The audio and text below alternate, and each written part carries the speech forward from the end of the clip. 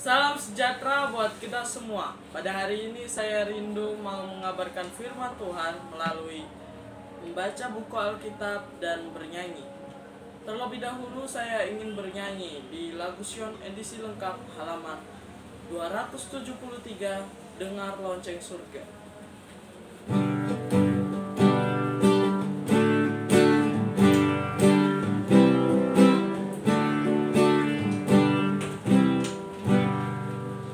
Dengar lonceng surga amat meriah, karena bulan jiwa yang sesat maka mau berjumpa dengan gembira dan menyambut anak yang benar. Puji Tuhan malaikat bernyanyi, puji Tuhan bunyi kecap, senap tentram surga sorak berseru, menyanyi pujian yang merdu.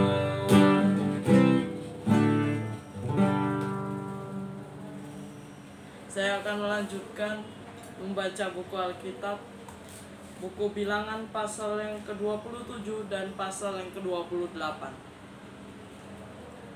Bilangan pasal yang ke-27 ini judul perikopnya ialah hak waris bagi anak-anak perempuan. Ayat yang ke-1 atau yang pertama.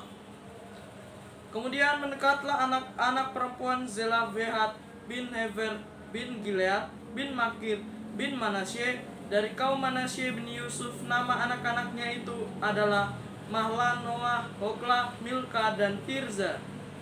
Dan berdiri di depan Musa dan Imam Eleazar, dan di depan para pemimpin dan segenap umat itu dekat pintu kemah pertemuan, serta berkata, ayah kami telah mati di padang gurun, walaupun ia tidak termasuk ke dalam kumpulan yang bersepakat melawan Tuhan, ke dalam kumpulan Korah, tetapi ia telah mati karena dosanya sendiri, dan ia telah mempunyai anak laki-laki.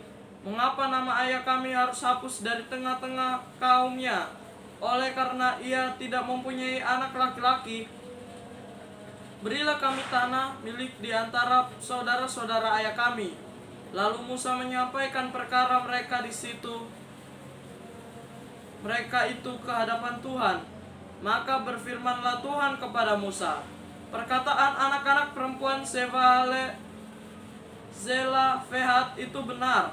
Memang engkau harus memberikan tanah milik pusaka kepadanya di tengah-tengah saudara-saudara ayahnya. Engkau harus memindahkan kepadanya hak atas milik pusaka ayahnya, dan kepada orang Israel engkau harus berkata, apabila seseorang mati dengan tidak mempunyai anak laki-laki, maka haruslah kamu memindahkan hak atas milik pusakanya kepada anaknya yang perempuan.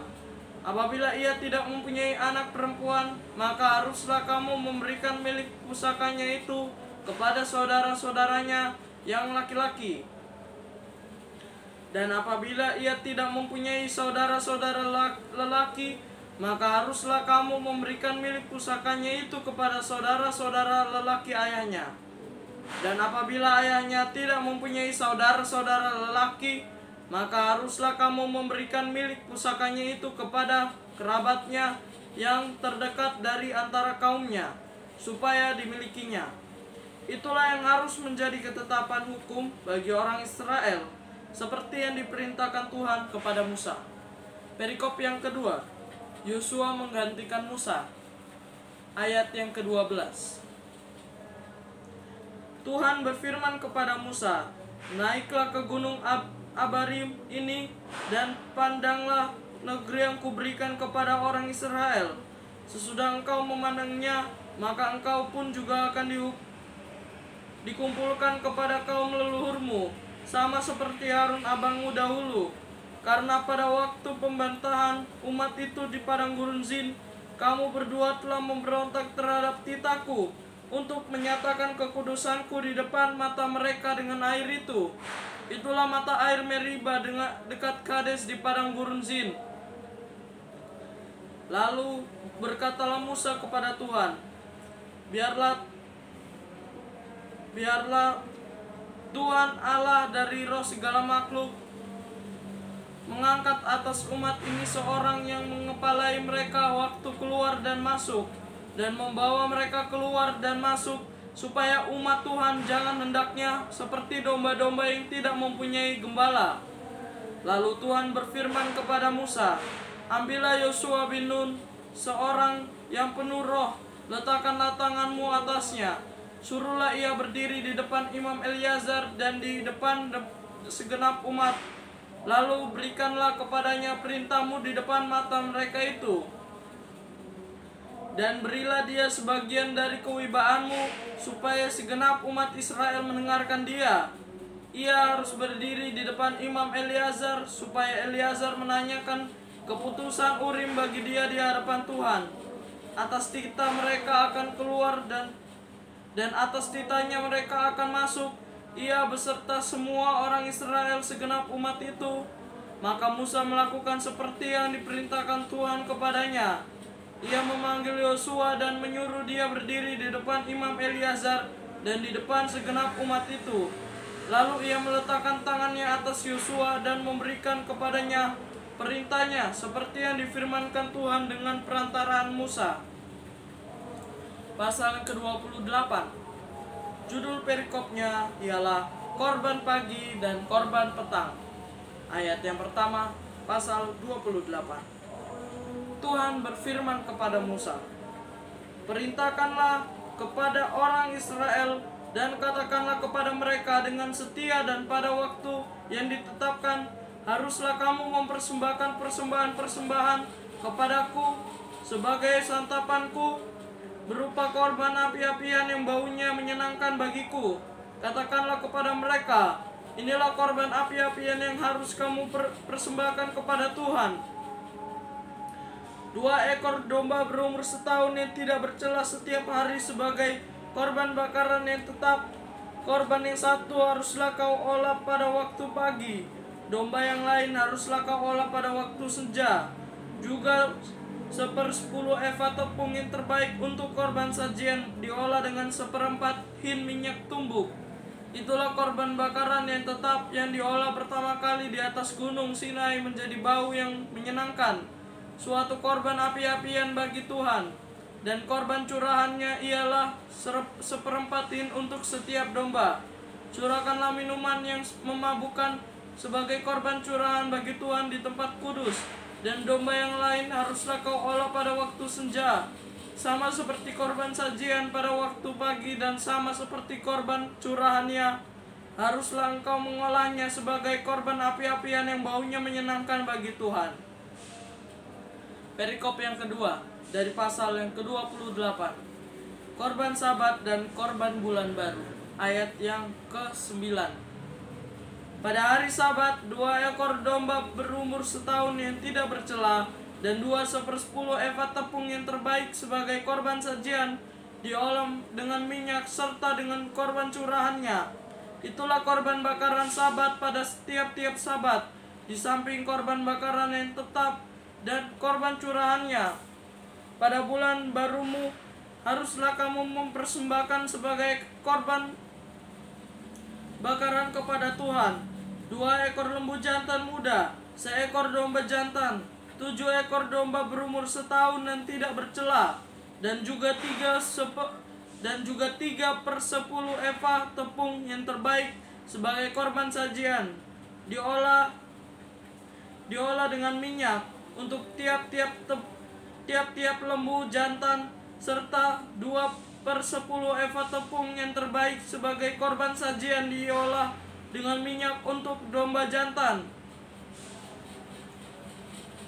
yang 1 ekor itu, serta 1/10 eva tepung yang terbaik sebagai korban sajian diolah dengan minyak.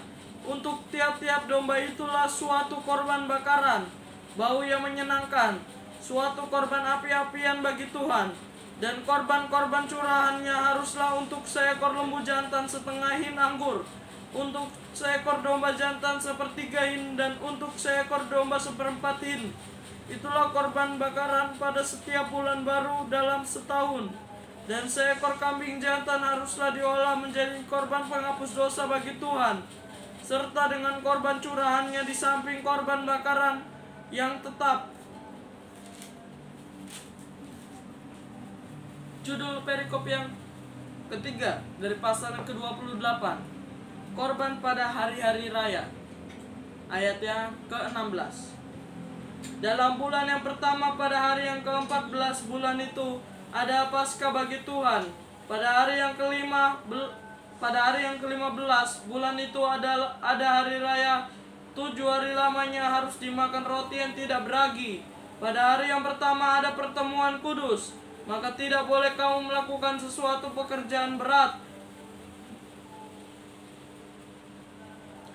Dan haruslah kamu mempersembahkan kepada Tuhan sebagai korban api-apian, sebagai korban bakaran 2 ekor lembu jantan muda, 1 ekor domba jantan, dan 7 ekor domba berumur setahun. Haruslah kau ambil yang tidak bercela. Sebagai korban sajiannya, haruslah kamu olah tepung yang terbaik diolah dengan minyak, yakni 3/10 eva untuk 1 ekor lembu jantan, dan 2/10 eva untuk 1 ekor domba jantan. 1/10 eva harus kau olah untuk setiap domba dari ke-7 ekor domba itu. Selanjutnya 1 ekor kambing jantan sebagai korban penghapus dosa untuk mengadakan pendamaian bagimu. Selain dari korban bakaran bagian termasuk korban bakaran yang tetap, haruslah kamu mengolah semuanya itu. Secara demikian haruslah setiap hari selama 7 hari kamu olah santapan berupa korban api-apian yang baunya menyenangkan bagi Tuhan. Di samping korban bakaran yang tetap, haruslah itu diolah serta dengan korban curahannya. Dan pada hari yang ke-7 haruslah kamu mengadakan pertemuan yang kudus. Maka tidak boleh kamu melakukan sesuatu pekerjaan berat. Pada hari hulu hasil pada waktu kamu mempersembahkan korban sajian baru kepada Tuhan. Pada hari raya lepas 7 minggu haruslah kamu mengadakan pertemuan kudus. Maka tidak boleh kamu melakukan sesuatu pekerjaan berat. Pada waktu itu haruslah kamu mempersembahkan sebagai korban bakaran menjadi bau yang menyenangkan bagi Tuhan 2 ekor lembu jantan muda, 1 ekor domba jantan, 7 ekor domba berumur setahun. Juga sebagai korban sajiannya tepung yang terbaik diolah dengan minyak, yakni 3/10 eva untuk setiap ekor lembu jantan, 2/10 eva untuk domba jantan yang 1 ekor itu, 1/10 eva untuk setiap domba dari ke-7 ekor domba itu, 1 ekor kambing untuk mengadakan pendamaian bagimu. Selain dari korban bakaran yang tetap dan korban sajiannya, haruslah kamu mengolah semuanya itu serta dengan korban-korban curahannya. Haruslah kau ambil yang tidak bercela. Semoga firman Tuhan yang telah saya bacakan dapat bermanfaat menjadi pedoman dalam kehidupan sehari-hari. Tuhan Yesus memberkati. Salam sejahtera buat kita semua. Amin.